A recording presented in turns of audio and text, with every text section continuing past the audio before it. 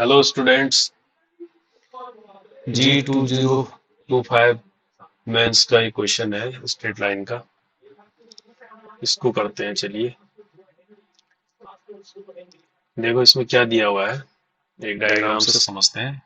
इसमें एक रॉड दी हुई है जिसकी लेंथ 8 यूनिट है और इसके दोनों एंड्स में दो पॉइंट है ए और बी। ठीक है, तो मैं इसको बना लेता हूँ आपके सामने। एक रॉड बना लेता हूँ, ये ए है, ये बी है। ठीक है, इस रॉड की लेंथ 8 यूनिट है और इसका जो ए पॉइंट है वो x minus y plus two is equal zero पर, कहने का मतलब इससे कोई लाइन जाती है। इसकी इक्वेशन है x minus y plus two equal to zero. ठीक इसी तरह से इस एंड वाला पॉइंट भी किसी लाइन से होकर गुजर रहा है और इसकी इक्वेशन है y plus two equal to zero. और इस लाइन पर कहीं पर एक लोकस जिसका पॉइंट पी बोला है इसने जिसको, ठीक है, और इसकी इक्वेशन दी है लोकस की इसने ये वाली, ठीक है। और ये जो लोकस है इसको 2:1 में भी डिवाइड करता है। तो एक तो रॉड ए बी की लेंथ दे रखी है, दूसरा ये पॉइंट पी इसको 2:1 में डिवाइड कर रहा है। और ये जो लोकस है इसका पाथ की इक्वेशन ये दी हुई है। ठीक है, अब इस लोकस के हम पॉइंट मान लेते हैं एच और के, सपोज। तो कहने का मतलब एच के अगर इसके पॉइंट मैंने मान लिए तो एच के इस लाइन को सेटिस्फाइड करना चाहिए।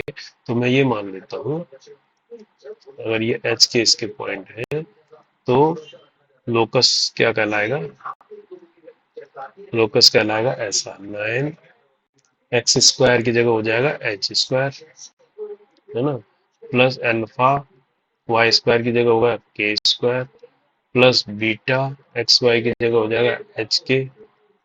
ठीक है, plus gamma x plus gamma x की जगह h अगेन, है ना, प्लस 28y की जगह k हो जाएगा ये, -76 इक्वल टू जीरो, है ना। 76 को उधर भी लिख सकते हैं, ये 76 ऐसा लिख लिया मैंने। ठीक है, ये क्वेश्चन नंबर 1।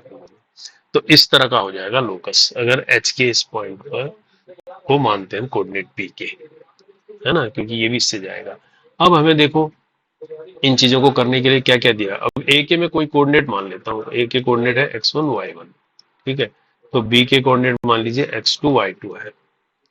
तो यहां से देखो y plus two equal to zero है, तो अगर मैं इस पॉइंट को रखूंगा क्योंकि इसको सेटिस्फाइड करेंगे इस लाइन को, तो यहाँ से y2 क्या निकल आएगा -2। ठीक है, y2 मेरा -2 निकल आता है डायरेक्टली। और x1 y1 भी इस लाइन को सेटिस्फाई करेंगे, तो कहने का मतलब x1 minus y1 plus two equal to zero होगा। x1 y1 इससे जा रहे होंगे, है ना, तो ये भी मेरे पास एक इक्वेशन बन जाती है। आगे यूज करेंगे इसको। अब दूसरा दिया है, देखो एच के को डिवाइड कर रहा है ये पॉइंट।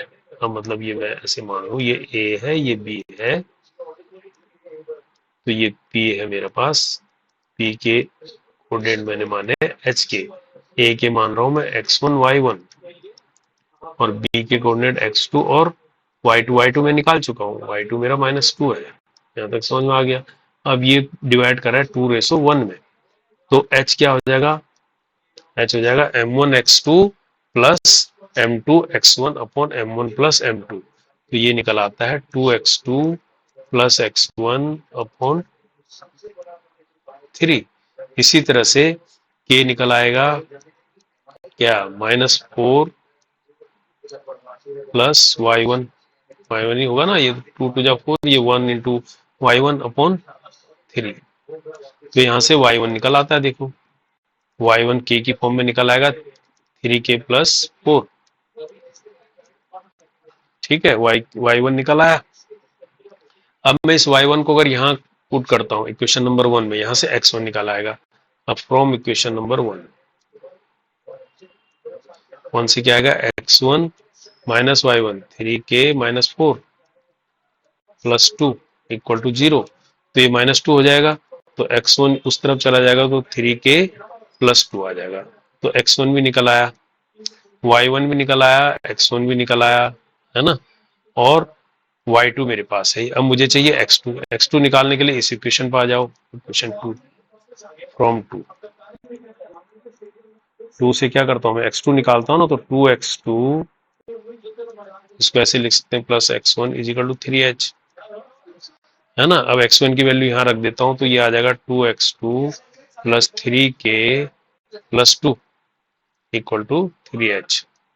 तो x2 इज इक्वल टू आ जाएगा, उधर चला जाएगा सारा, 3h minus 3k minus 2 upon 2। ये मेरा इसका कोऑर्डिनेट निकल आया x2 का। ठीक है, x2 का कोऑर्डिनेट भी निकल आ गया, x1 भी निकल गया, y1 भी और y2 भी निकल गया -2। अब हम एक ये निकालते हैं, डिस्टेंस का फार्मूला लगाते हैं। डिस्टेंस क्या होगी दो पॉइंट के बीच में, ये a है ये b है, इनकी डिस्टेंस दी है इसने 8। अब a के कोऑर्डिनेट क्या हो गए x1 y1, x1 कितना हो गया 3k प्लस 2 है ना, और y1 कितना हो गया, तो y1 ये रहा 3k प्लस 4, तो ये हो गया 3k प्लस 4, ये वाले कोऑर्डिनेट हो गए। और b का x2 कोऑर्डिनेट क्या है, x2 कोऑर्डिनेट ये निकला है 3h minus 3k minus 2 upon 2 और कॉमा -2। अब इनके बीच डिस्टेंस का फार्मूला लगा देंगे सीधा सा। ठीक है, डिस्टेंस का फार्मूला लगा देंगे तो डिस्टेंस का फार्मूला क्या होता है, इसको अपने समझने के लिए इसको x1 मान लो, इसको y1 मान लो, इसको x2 मान लो और इसको y2 मान लो। तो डिस्टेंस का फार्मूला लगा देंगे तो ये देखो क्या आएगा, मतलब ये इस फार्मूले से निकालना है आपको, d is equal to under root x1 minus x2 का whole square plus y1 minus y2 का होल स्क्वायर, है ना। और इसकी जगह रखेंगे वैल्यू कितना 8 और इसमें रखेंगे कोऑर्डिनेट। तो इसको जब स्क्वायर करेंगे बोथ साइड तो ये जो फाइनली निकल आता है वो मैं बोलता हूँ, कैलकुलेशन आप कर लेना, ये फाइनल निकल आता है 76 equal to 9h square plus 117k। ये फाइनल इक्वेशन निकलेगी करने के बाद, है ना, स्क्वायर प्लस 252k